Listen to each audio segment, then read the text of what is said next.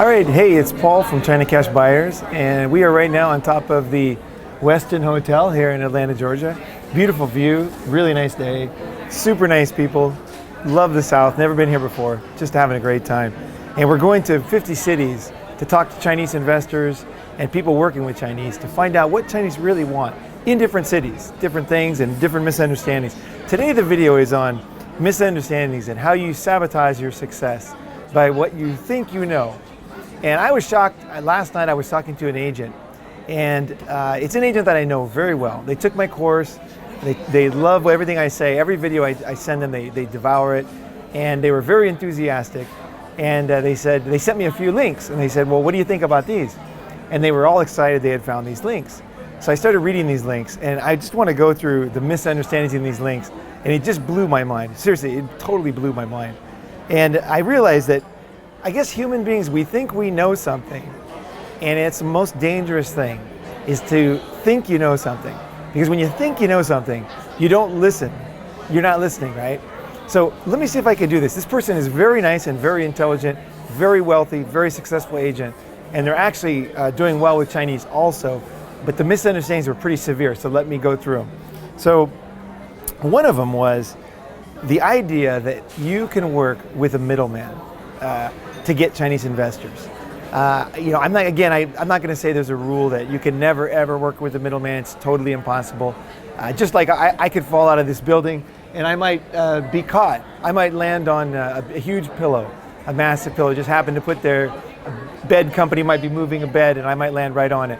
But the odds are not very high, right? The odds are also not very high when you're doing the bad strategy for finding Chinese investors.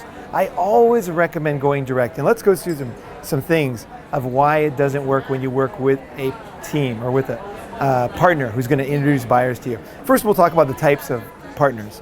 One is education companies. Okay, so a lot of Chinese companies are now working with universities, and Harvard University, Princeton, the UC system, and they're sending students over here to the US to study, to Canada, all over the world. Okay, and these students are very well known for buying properties. Everybody knows that Chinese students are one of the major drivers of property, so it makes a lot of sense. You think, well, yeah, okay, I will talk to an education company. They're sending people over to my area. They'll introduce buyers and we'll make a lot of money, right? Makes a lot of sense. Unfortunately, I have never seen it to work, and there's a lot of reasons for that. I tried many times to work with partners. I tried to work with companies that would give me, I thought, a stream of buyers, and I've kind of learned the hard way what works and what doesn't. The reason why, the best I can figure the reason why it doesn't work is that when you're dealing with a company, one, it's not their business. They're focused on education, right? They're not focused on real estate. So their number one focus is purely education, getting the student into the right school, into the right thing. So it's almost a conflict of interest or something to work with a real estate company. It's definitely a little bit weird. So it's not their business. So they're not going to focus on it for one thing. The other thing is, in my experience, Chinese education companies and all the Chinese different companies that are middlemen for people, like real estate agencies that introduce buyers to another real estate agent. Let's see, what are the types here? Let's see, education companies, immigration companies, immigration lawyers, real estate companies, like I said, like agents, and all these have something, there's something wrong with each one of them. I'm going to go through them, and I want to pound this into your head so that you don't waste time. Don't waste time looking for partners. You want to go direct to the buyers. You can and you should go to the buyers, and you're able to, and they want to work with you. They don't want anybody in the middle. Somebody in the middle just creates communication problems, delays, translation problems, all kinds of issues that you just don't want in a real estate deal, especially when you're trying to close escrow and you have a certain date you need things done by. You need to communicate directly to the buyer, and also obviously getting paid. Most of these companies, they're charging 50% of the commission. So you'll pay 50% to get a buyer that you can't even really talk to, because the company in the middle will always be in the middle, right? They're always going to want to control the communication with the client. You don't get to communicate. You communicate through the middleman. So there's two problems. One is money, and the second is communication.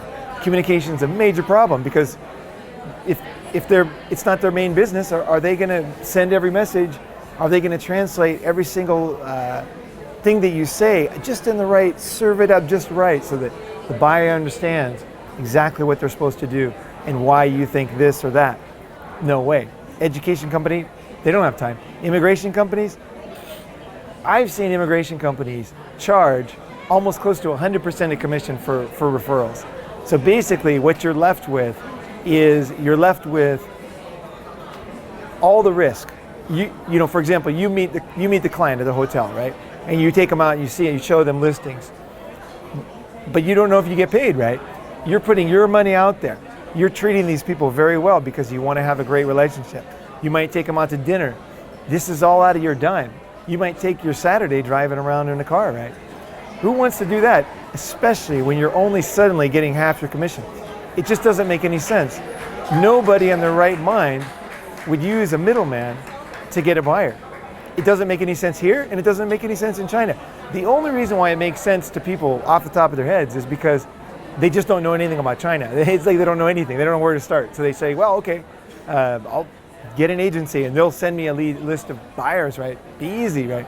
Unfortunately, that doesn't work. Going direct definitely does work, and all the money goes in your pocket, and also you have that relationship with that buyer. Okay, so immigration companies they're treading a very fine line. They're trying to, basically they're working with the government, right? They're going through like a U.S. or Canadian or an Australian program, and they are trying to successfully get them into these complex, very complicated, financially and also legally, or operations to get the visa. It takes many years. It's a long process.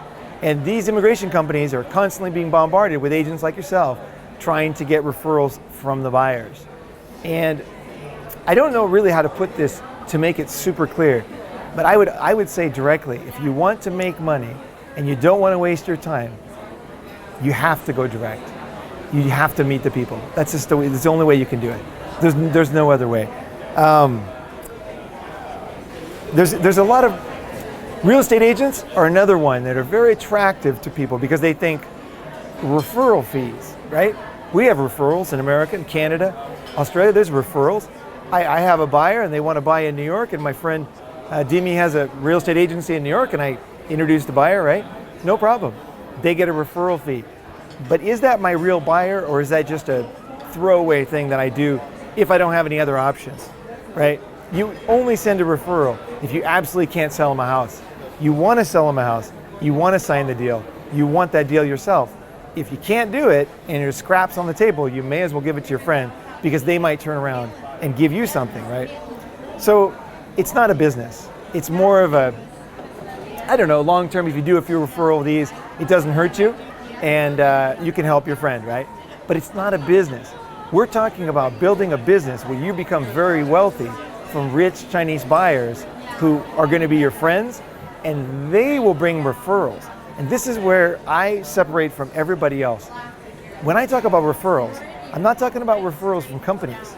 I'm not talking about referrals of people that don't care about you, not in your business, not focused on your business, and want to take all the money. I'm not talking about that. When I talk about referrals, I'm talking about you go direct. You make friends with a wealthy Chinese family. You sell them a house, you help them, you serve them, you make them comfortable. They move to your country. And after they move, you're friends with them. And often, with a family like that, is they will have friends that will also move in to the area. Or, for example, very common is a husband and wife will come, and then afterwards, they'll buy 2 more houses, one for the wife's parents and one for the husband's parents. Now that's a referral. That's what you want, right there. Boom, you made 100% of the commission on the first deal, and you get 100% on the second and then the third one. Now you've got 3 families you're dealing with. They all have friends, and you start to slowly get more referrals where you're getting 100% of the deal. That's completely different than what people advertise online for referral, what I was talking about with these middlemen. I definitely don't recommend it. While we're on the subject of misunderstandings, another thing my friend, the agent, misunderstood was, she said to me, she said, Paul, I said, I realized that she was misunderstanding a lot of things. I said, why do you think Chinese buy in your area? And she said, well, I think that because in China they can't own property. There's a 70-year maximum, right? So the buyers, they want to own property. And so they're buying property here in America where they can own it. They can own the land. And I thought about it. I said, okay, so you think that's why they're buying now? I said, well, did you know that that's been that way in China, ever since 1978 when Deng Xiaoping opened the market for real estate and privatized all of the state-owned real estate that they had taken? She was flabbergasted. I mean, she didn't really know what to say. Since 1978, it's been the same situation in China. You can't own land. You can own a lease for a certain amount of years. But suddenly, everybody's buying overseas. What gives? What gives is this. This is my take, and I've never heard this before. So you're getting this the first time here. Even in Chinese, I've never heard it. I think the deal is nothing's changed at all, except for one thing. Chinese are wealthy now. Chinese are wealthy, and when you're wealthy, you have choices. You can do what you want. You can go where you want, you eat what you want, you live where you want, you go to school where you want, and that's it. The Chinese, for the first time, have money and they have choices, and they have freedom. They can move overseas. So, many years ago, it was difficult to move even inside of China, not to mention outside China. So I guess it would take two things, freedom and money. Now that people are wealthy and they're free, the government allows people to move freely. People from the countryside can go to the cities, people from the cities can go to the overseas, and people from the countryside can now go overseas easier. Everything's changed. So nothing's really changed in the law except for the fact that there was a pent-up demand that nobody knew about. Nobody knew about this. Okay, and it reminds me of something. There's a little story about 1989 when I was in Beijing. I was in a Kentucky Fried Chicken, and it was the first one. It opened in 1987, and I went there pretty much after it closed, after it opened. And I went inside, I ordered my food. We had to use a different currency then, called foreign exchange currency, instead of the renminbi. And I ordered my food, and all of a sudden, the restaurant was full of people. I couldn't believe it. It was full of people eating, but nobody was eating Kentucky Fried Chicken. They were all eating different kinds of nuts and tea and all these Chinese food. And I was thinking, what's going on here? And I asked the manager, I said, you let these guys eat here, just without paying? And he's like, can't stop them, And it was a big topic among the expats. We talked about it, and a lot of people thought that the Chinese were taking advantage of these, like IKEA, they're sleeping in IKEA during the daytime on the beds. They were eating Chinese food inside of a Kentucky Fried Chicken, McDonald's, and things like that. And I watched people very closely, and I would stare at these people in the restaurant. I was trying to figure out why they were there. What were they thinking? I finally figured it out. What they were doing is they were dreaming.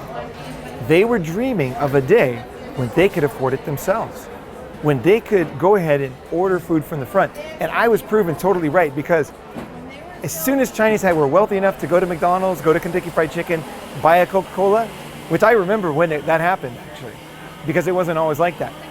As soon as they could, they did. They all bought it. They weren't sitting in there to take advantage of anything.